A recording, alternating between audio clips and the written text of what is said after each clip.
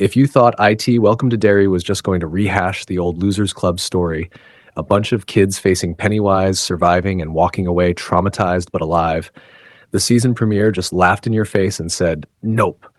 Because by the end of that first episode, it becomes painfully clear no one is safe in this world.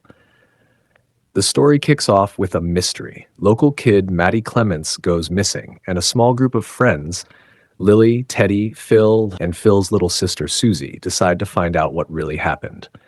Their search leads them to the Derry movie theater, where Ronnie, the theater attendant, is showing The Music Man, the same film Matty snuck in to watch the night he vanished. Lily and Teddy are eaten up by guilt. They could have helped Matty before he disappeared, but they didn't. Still, Phil tries to lift their spirits, reminding them that what matters is they're doing something now. But then things get strange. Lily recognizes the song Ya Got Trouble from The Music Man. It's the same song she heard the night she thought she saw Matty. And that's when it happens. Matty suddenly appears inside the movie screen, actually trapped inside the film. The kids start shouting, trying to help him escape, but Matty isn't happy to see them. Holding a baby wrapped in a blanket, he looks right at them and calls them out.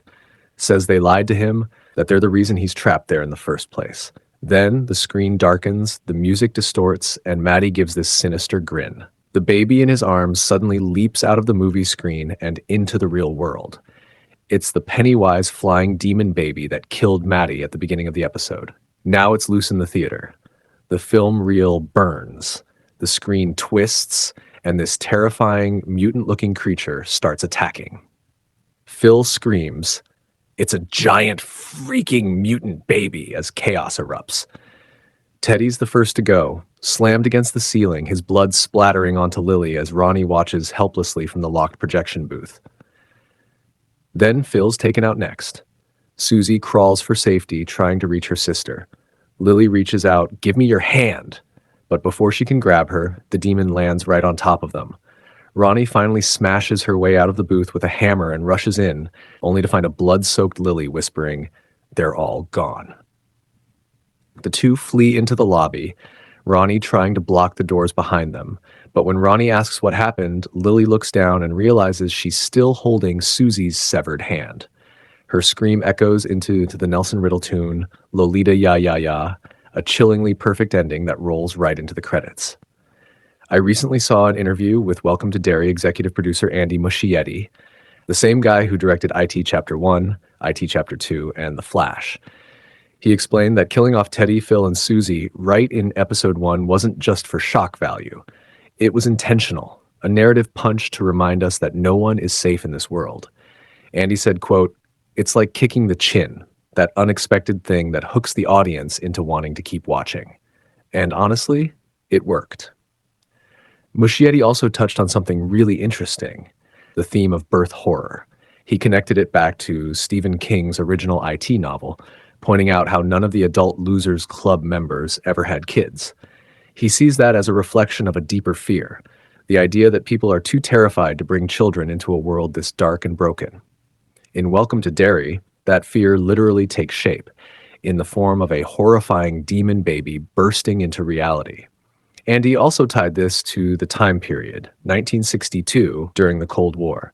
Back then, kids lived with the fear of nuclear bombs, radiation, and birth defects caused by fallout.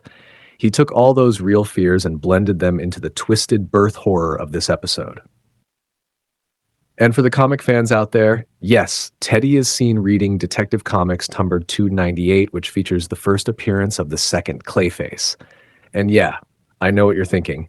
Clayface is a shapeshifter, just like Pennywise.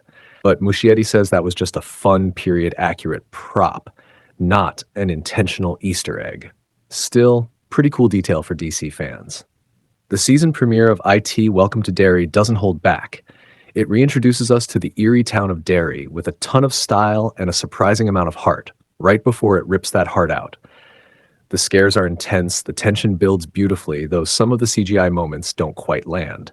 But overall, it does exactly what a premiere should. It sets the tone, raises the stakes, and reminds us that in Derry, no one floats forever.